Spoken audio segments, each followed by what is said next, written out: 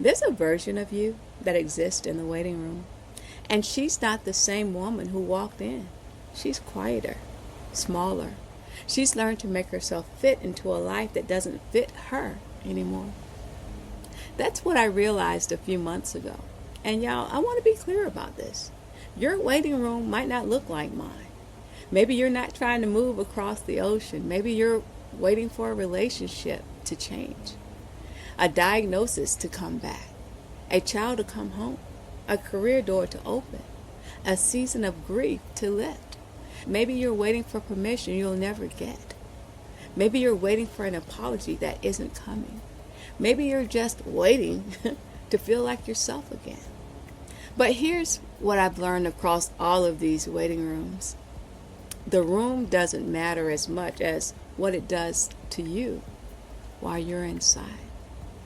For me, the waiting was about Mauritius, about a job overseas, about a dream I've been chasing for years.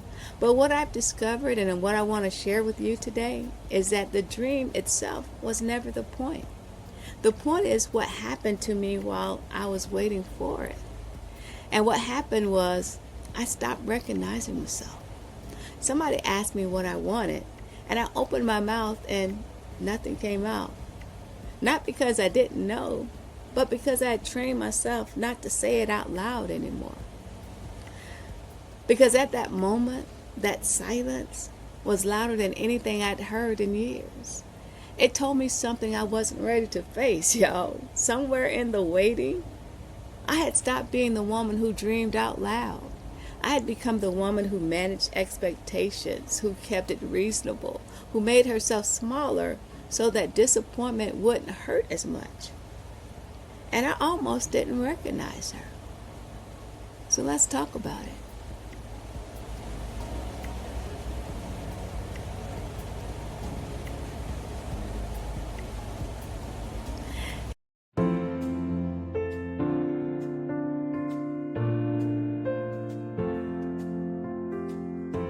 Hey, welcome back to Ways of Change. If you're new here, my name is Vanessa. This is part 5 of a series called The Waiting Cost. And if you haven't watched parts 1 through 4, I'm going to ask you to pause this and go back and start from the beginning, because we've been walking through something together. We started with the mental cost, the way your mind checks out years before your body can leave. Then the relational cost, the friendships and the connections waiting quietly steals. Then joy, how you trade today's happiness for a tomorrow that keeps moving. And last week, the physical cost, when your body stops whispering and starts screaming. But this one, y'all, part 5, this is the one that cost me the most to write. Because all of those other costs, the mental exhaustion, the relationships, the joy, the body breaking down, they all led somewhere. They all compounded into one central loss. You lose yourself. You wake up one day and the woman in the mirror, you're not sure how she got there. You're not sure where the other version of you went. The one who believed big things, who talked about her dreams like they were already real, who wasn't afraid to want something out loud. And that's the question I want to sit with today. Who am I while I'm waiting? Not who I was before, not who I will be after, but who am I right now, in the middle, when nothing has landed yet?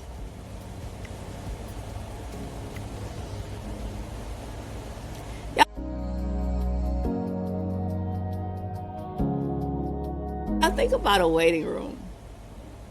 Nobody decorates it. Nobody hangs family photos. Nobody settles in because everyone assumes they'll be leaving soon, right? But here's what nobody tells you. When the waiting lasts long enough, you start to settle. Not by choice, by adaptation. You stop standing by the door with your bags packed. You sit down. You learn the rhythm of the room. You make yourself comfortable in a space that was never meant to be permanent. And somewhere in that settling, you start to shrink. You stop talking about the thing you're waiting for because people's eyes glaze over. You stop mentioning the dream because they ask, any news yet? And you have to say no again.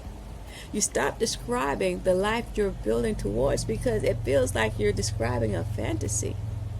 And you're a grown woman. You're supposed to be grounded, practical, reasonable. So you become reasonable. For me, that meant reasonable women don't talk about moving to an island in the Indian Ocean. Reasonable women don't quit stable careers. Reasonable women don't start over at this age. But y'all, fill in your own blank. Reasonable women don't leave the marriage. Reasonable women don't switch careers at 50. Reasonable women don't say no to family expectations. Reasonable women don't prioritize their own healing when everyone else needs them. Whatever your version of reasonable is, I became mine. And I didn't like her one bit. Let me tell you when I caught it. I was on the phone with a friend, someone who knows me well. And they asked me about Mauritius, just casually. How's the planning going? And I heard myself before I even thought about it. Oh, we'll see. It might not work out. I'm just exploring options. Just exploring options? Y'all, I have a countdown app on my phone. I have spreadsheets. I have a vision board. I have researched neighborhoods I've never walked through and beaches I've never touched. And I reduced all of that, years of dreaming, months of planning, hours of prayer, to just exploring options. But here's the thing. This isn't just about Mauritius. Maybe for you, it's not a countdown app. Maybe it's a folder of an adoption paperwork you don't talk about anymore. Maybe it's a business plan sitting in a drawer. Maybe it's the apology you stop rehearsing because the conversation never comes. Maybe it's the version of you stop dressing up for, stop making space for, stop believing in because nobody else seemed to believe in her either. Whatever it is, when did you stop saying it out loud? Because I know I'm not the only one who learned how to hide her own dream. I got up that call and I sat in my car and I thought, when did that happen? When did I learn to do that? Because the truth is, it wasn't one moment. It was 1,000 small ones. A raised eyebrow here, a that's ambitious there, a well-meaning are you sure from someone who loves you. And over time you learn. You learn that talking about it costs you something. It costs you energy. It costs you having to defend something that hasn't happened yet. It costs you a look on people's faces when they realize you're serious. So you stop. And when you stop saying your dream out loud, y'all, you don't just lose the words. You lose access to the woman who believed in them.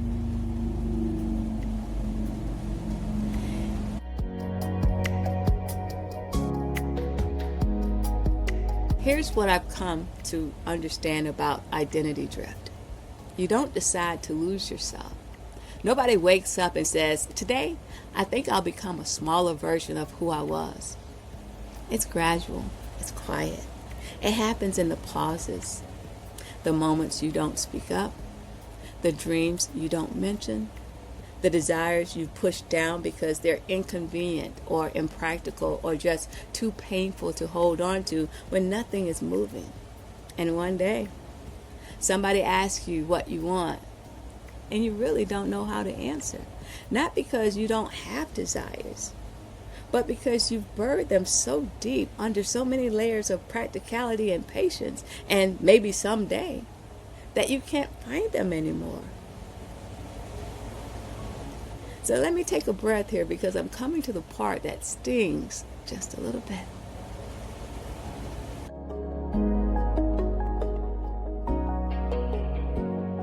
So here's what I've realized. The identity cost of waiting isn't one thing. It's 3 distinct losses, and I paid all 3 of them. The first thing the waiting steals is your ability to name your own desires. Think about it.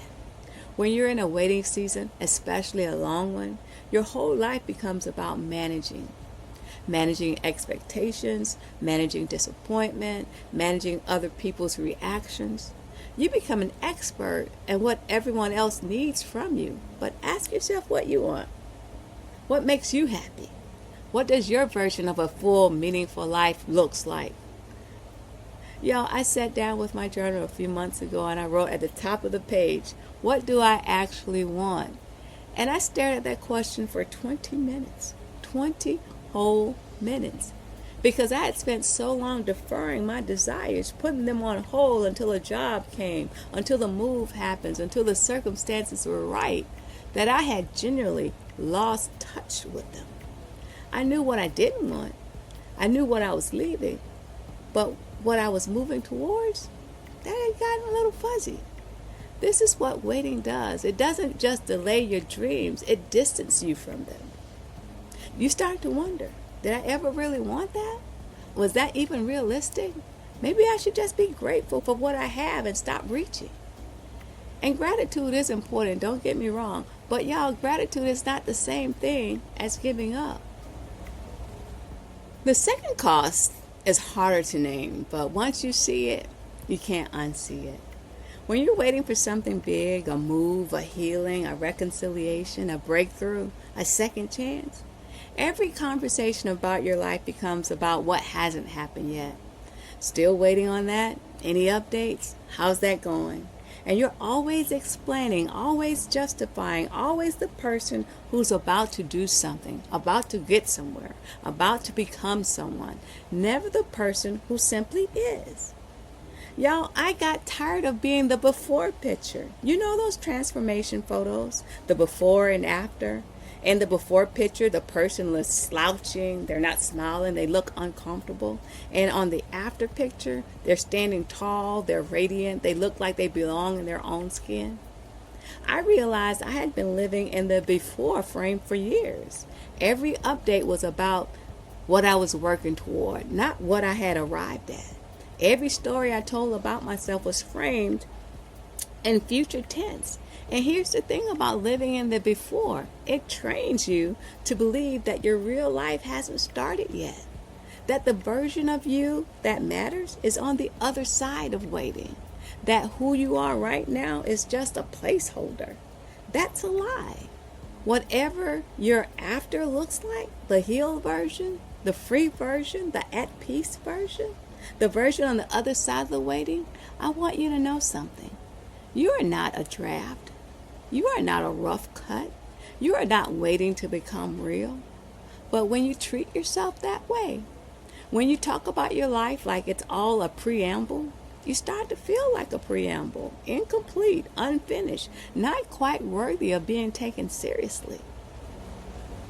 But hold on for a minute, y'all. Because if you've ever felt that way, I need for you to hear this next part. And this is the deepest cost. And it's the one I paid the most for. When you wait for something long enough, your identity gets tangled up in whether it happens. If the relationship heals, you're worthy of love. If the career shift works, you're brave. If the dream materializes, you are right to believe. But what if it doesn't? What if the answer is no? What if the door stays closed? What if the person never changes? What if the dream you've been holding on to for years just doesn't happen? Who are you then? For me, that question was about Mauritius, about the overseas job. But for y'all, the form of the question doesn't matter. Fill in your own blank. Because every waiting room has the same exit sign. And it says, if it never happens, are you still enough? I had to sit with that. And it's one of the hardest conversations I've ever had to have with myself. Because I realized I had made the outcome the measure of my worth. If I get there, validated. If I don't, foolish. If it works, faithful. If it doesn't, delusional. And that's not faith. That's a transaction dressed up as trust. Y'all, the answer has to be yes. Not because I don't believe it's going to happen, I do, but because my worth, my identity, my belovedness can't be contingent on an outcome I don't fully control. If it is, then I haven't been waiting on God. I've been waiting on a result. And those are not the same thing. Fill in your blank here. Whatever you're waiting for, your value is not tied to whether it shows up. Yeah, before I move into the what to do about it part, I want to pause here because I know some of you are feeling this right now. Maybe you've been nodding along. Maybe you've got tears you didn't expect. Maybe you just realized you haven't said your dream out loud for a long time. I want you to do something for me right now. In this moment, don't wait until the end of the video. Write the words, "I'm still here," in the comments section. Not "I'm fine," not "I've got this," just "I'm still here," because that's the testimony. Not that you have it all figured out, not that the waiting is over, but that you haven't quit. You're still showing up, you're still in the room, and that matters. And I want to see your name there. Not so that I can fix anything, but so that you know that you're not the only one sitting in this waiting room. We're in here together. So pause me, drop that comment, and then come back. Because the next part, that's where we start reclaiming what the waiting stole. Okay, let's keep going. So here's another thing nobody tells you. You don't have to wait until you arrive to become the woman who belongs there. Let me say it again. You don't have to wait until the circumstances change to reclaim your identity. The woman you're becoming, she's already in you. She's not waiting on a plane ticket or a job offer or a diagnosis or an apology or a sign. She's waiting on permission, your permission. So I started doing 3 things. And trust me, they work. Number 1, I stopped saying one day and hopefully and if it works out. I started saying, I'm building a life overseas. I'm transitioning into work that aligns with my values. I'm becoming the woman who lives with more peace, more purpose, more freedom. For you, it might be, I'm becoming the woman who no longer tolerates what used to break her. I'm building a life where my peace is non-negotiable. I'm healing and the timeline is mine. I'm someone who speaks her needs out loud, even when it's uncomfortable. Whatever the words are for your waiting room, say them now, out loud, to yourself, if to nobody else. Not because you've arrived, but because the direction of your life has shifted, and that shift is already real. The planning is real. The healing is real. The prayer is real. The transformation is already underway. When you talk about your life like it's happening now, not someday, not maybe, not hopefully, something inside you changes. You start to believe yourself. Number 2, I started asking one question before every decision, big or small. What would the version of me on the other side of this waiting choose today? What would she say yes to? What would she say no to? What would she stop tolerating? What boundaries would she hold? What would she spend her time on? How would she move through the world? And then I would do that thing. Because practicing the identity now builds the bridge to reality later. Think about it. If the future version of you wouldn't tolerate being talked to a certain way, why are you tolerating it now? If she wouldn't spend her evenings scrolling on her phone, what would she do instead? If she wouldn't hide her dreams to make other people comfortable, why are you hiding?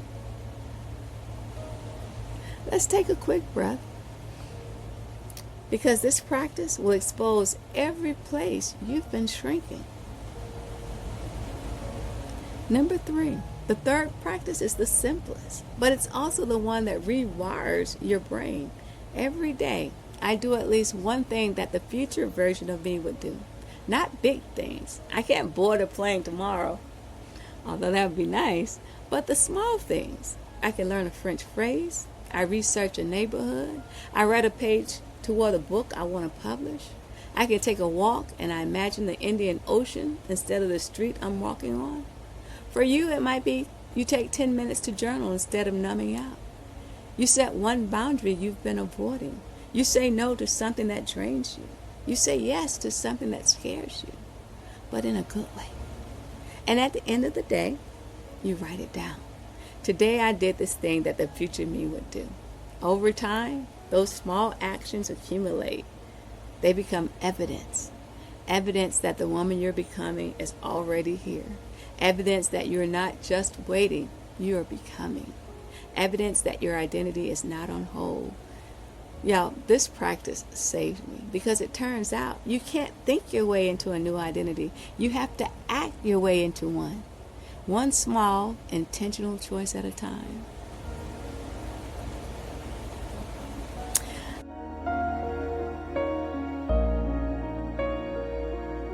I want to anchor this episode in something that has helped me when nothing else did. Psalms 139, verse 13 and 14. For you created my inmost being. You knit me together in my mother's womb. I praise you because I am fearfully and wonderfully made. Your works are wonderful. I know that full well. Y'all, here's what this verse does for me. It says my identity was never something I had to build. It's something I had to receive. Before I had a career, before I had a plan, before I had a dream of Mauritius or a countdown app or a vision board, I was already known, already loved, already fully, completely, fearfully, and wonderfully made. The waiting room doesn't get to rename what God already named. The outcome doesn't get to determine what was already declared. The job offer, the healing, the apology, the open door, none of it creates your worth. And none of it can take your worth away.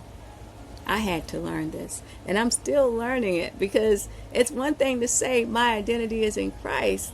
It's another thing to live like it, to stop measuring yourself by what hasn't happened yet, to stop treating yourself like a draft, to stop attaching your value to an outcome you can't control.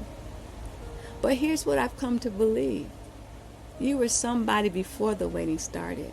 Somebody valuable, somebody loved, somebody with gifts and dreams and a purpose that existed independent of any circumstance.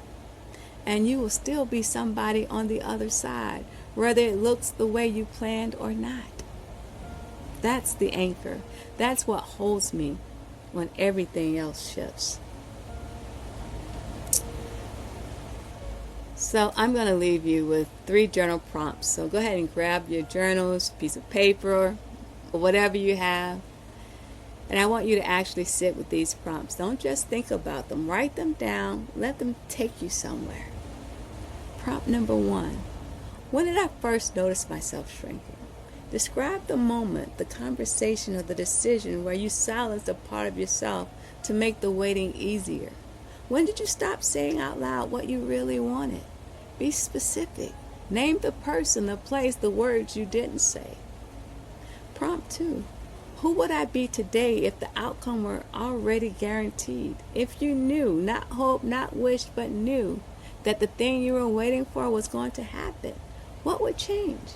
What would you stop tolerating? What would you finally say out loud? What decision would you make differently? Now ask yourself, what's stopping you from living that way today? Prompt 3.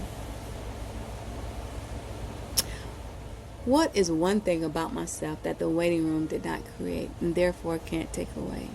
Dig deep on this one. What is true about you that has nothing to do with your circumstance, not your job, not your relationship status, not your geography, not your diagnosis, not your bank account, not whether the apology ever comes? What is the one thing that is just you and has always been? Y'all, this series has been heavy. I know that. And if you've been with me through all 5 parts, I want you to know I see you. I know it costs something to sit with this stuff. I know it's easier to scroll past and not think about it. But the fact that you're still here, that you keep showing up, that tells me something about you. It tells me you're not done yet. You are not what you're waiting for. You were somebody before the dream, and you'll still be somebody on the other side of it, whether it happens the way you planned for it or not. The woman in the mirror, she's still there. She's just been quiet for a while. It's time to let her speak again. Leave me a comment and tell me what's one thing you're going to do this week that the future version of you would do. I read every comment, and I genuinely would love to hear your stories. Hey, y'all, do me a favor. Like, share, and subscribe to the channel. I'm Vanessa, and this is Ways of Change. As always, you're never too late, and your peace is never too far. Bye now.